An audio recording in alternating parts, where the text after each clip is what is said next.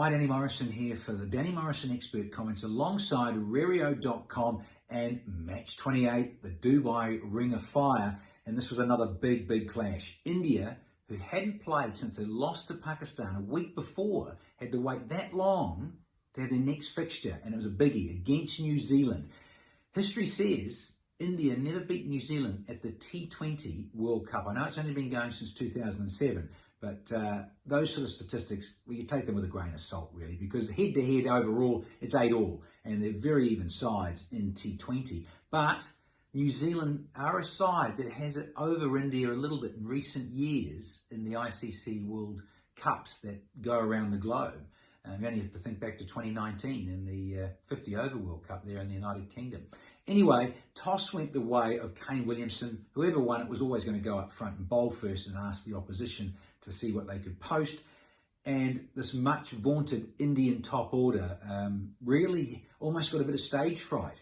And are they too tired? Has there been so much cricket being played, particularly over the last couple of years for this Indian side, that has got so much experience and is so well vaunted in terms of KL Rahul. You've got Rohit Sharma at the top. You've got the great Virat Kohli there. You think about Ishan Kishan coming into the side. He was the experiment that didn't work with the left-handedness, and asking the top order just to reshuffle a little bit. I look at it, and Rohit Sharma, he could have been out very first ball, dropped off a top-edge hook from Trent Boult, dropped by Adam Milne. Didn't cost them in the end because he only got 14. And that top order was simply blown away. Virat Kohli summed it up. Didn't have a good body language, were very tentative, really weren't brave enough in terms of going up front and trying to be aggressive and posting a really good positive total inside the power play and then moving forward. So they weren't allowed to. And I think you've got to give credit to New Zealand in the way they bowled and executed their plans, very much so. For the record, KL, I mean, he got into the teens, couldn't convert. So did Rohit Sharma. As I said, he got to 14 and succumbed.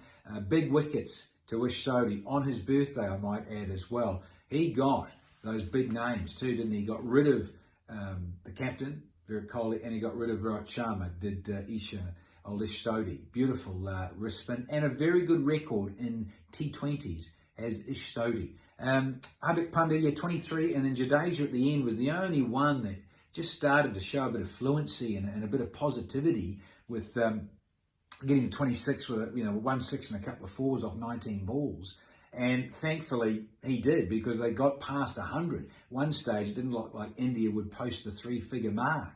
110 for 7 and 20 was always never going to be enough. The surface, whilst it took a little bit more spin than the previous night with England and Australia, it's definitely not a 110 pitch. Of course it's not. It's not even a 130. I think really your past score there was around 160. Should have been got with this very powerful Indian side. But they fluffed their lines, as all the headlines have been saying. And in reply, New Zealand, with Daryl Mitchell going up front, him as an aggressor, Guptill doesn't muck around. They put on 24 for the first wicket, and then the second wicket didn't fall till 96. They were in so much control, New Zealand, and that's where I look at Mitchell. They wanted to go with that, and they're sticking with that. This big, solid, powerful guy inside the power play, Daryl Mitchell. He got to 49, couldn't get over the line with a half century, but the damage done. 3 sixes, 4 fours. He loves to play horizontal bat strokes and complemented Kane Williamson beautifully, and Williamson just so steady. 33 not out. Saw the job through.